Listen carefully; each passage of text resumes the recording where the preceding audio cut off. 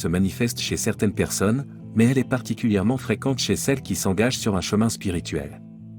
Lorsqu'on entreprend un voyage vers l'éveil spirituel, il est naturel de développer une sensibilité accrue à notre environnement et à notre monde intérieur.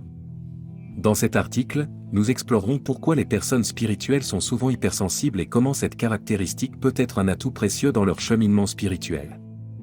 Nous aborderons également des méthodes pour mieux gérer cette hypersensibilité et en tirer le meilleur parti. 1. Comprendre l'hypersensibilité spirituelle.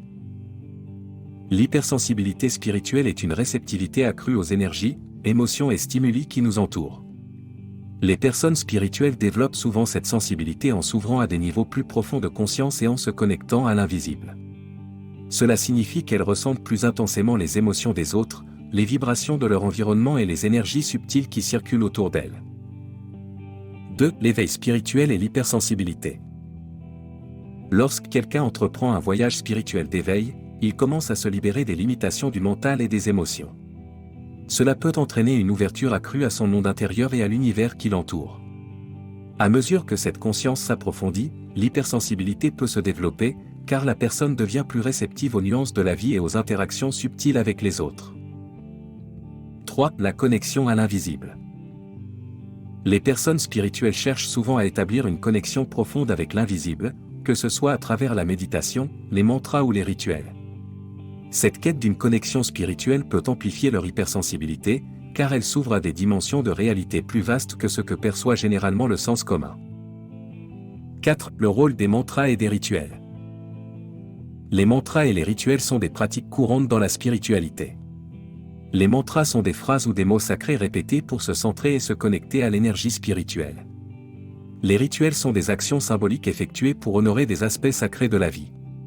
Ces pratiques aident les hypersensibles spirituels à se calmer, à se concentrer et à accéder à un état de conscience plus élevé. 5. Le pouvoir des méditations.